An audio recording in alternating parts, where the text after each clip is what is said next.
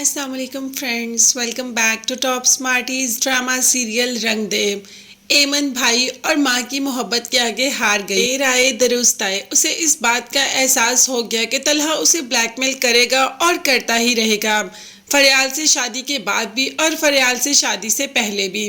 اسی لیے وہ اپنے بھائی کو دکھی نہیں کرنا چاہتی اور اپنے بھائی کا رشتہ لے کر خود اپنی ماں کے ساتھ دعا کے گھر آ جاتی ہے۔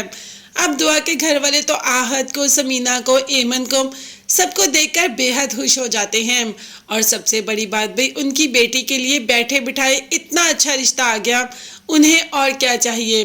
سمینہ اور ایمن نے کہہ دیا کہ بھئی ہم اپنے آہد کے لیے دعا کا رشتہ لینے کے لیے آئے ہیں۔ ایمن نے کہا کہ آنٹی، آہد بہت پسند کرتا ہے دعا کو، اگر آپ دعا کا رشتہ ہمیں دیں گے تو ہمیں بے حد خوشی ہو گئی۔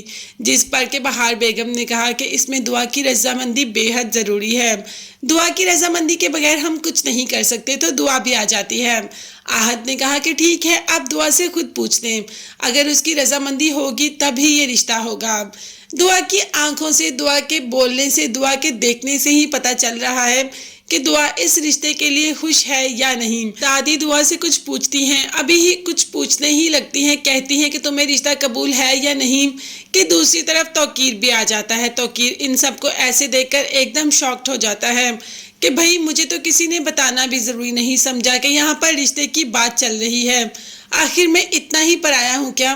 جو بھی ہے، میں نے دعا کو اپنی بیٹی سمجھا، آپ لوگوں کو مجھے بتانا تو چاہیے تھا۔ جس پر دعا نے کہا کہ ابو، آپ کی مرضی کے بغیر رشتہ ہو سکتا ہے کیا؟ اگر آپ انکار کریں گے تو یہ رشتہ کبھی نہیں ہوگا۔ تو توقیر نے کہہ دیا کہ ٹھیک ہے، میری طرف سے انکار ہے۔ تھوڑی ہی دیر بعد دعا کا چہرہ دیکھ کر کہہ دیتا ہے کہ مذاق کر رہا ہوں محبت جی، اگر آپ کو یہ رشتہ قبول ہے تو مجھے بھلا کیا اعتراض ہو سکتا ہے؟ یوں سب نے اس رشتے پر رضامندگی کا اظہار کر دیا۔ ابھی تو توقیر نے کچھ بھی نہیں کہا، لیکن بعد میں ندرت کو ضرور کہا کہ آپ لوگوں نے مجھے بتانا بھی ضروری نہیں سمجھا۔ تو ندرت نے کہا کہ آپ وہاں پر تھے نہیں، آپ کو کالز کی مگر آپ نے کال پک نہیں کی، اور وہ لوگ ہمیں بتا کر تھوڑا آئے تھے، ہم تو ویسے ہی بیٹھے تھے کہ اچانک وہ لوگ اپنی فیملی کے ساتھ مٹھائی لے کر آ گئے۔ خیر، ابھی توقیر کچھ بھی نہیں کہہ پا رہا۔ آہد اور دعا کی محبت تو پروان چڑھتی جا رہی ہے۔ چلو بھائی، ان دونوں کو بھی احساس ہو گیا، ان دونوں کو نہیں، آہد کو تو پہلے ہی احساس تھا کہ اسے محبت ہے دعا سے۔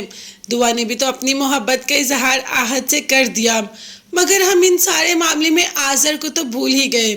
بھئی وہ خود اپنی شادی میں بزی ہے، اب اس کا تو نکاح ہو گیا، رخصتی ہونے والی ہے، تو رخصتی کے لیے اسے شاپنگ تو کرنی ہے۔ وہ تو زیب النساء کو مارکیٹ کے چکر لگوا کر پھر رہا ہے، اور ساتھ ہی ساتھ زیب النساء کو شیشے میں بھی اتار رہا ہے کہ اگر کوئی ایسی ویسی ویڈیو سمجھ آ جائے یا میری آپ کے سامنے آ جائے تو آپ نے چچا کو قائل کرنا ہے۔ اب زیب النساء کو تو خود سمجھ نہیں آ رہی کہ وہ کرے یا کیا کرے۔ خیر، آذر اس کو شیشے میں اتار ہی لے گا۔ تب تک کے لیے چینل کو سبسکرائب کی، ویڈیوز تک کے لیے اللہ حافظ، bye bye and take care.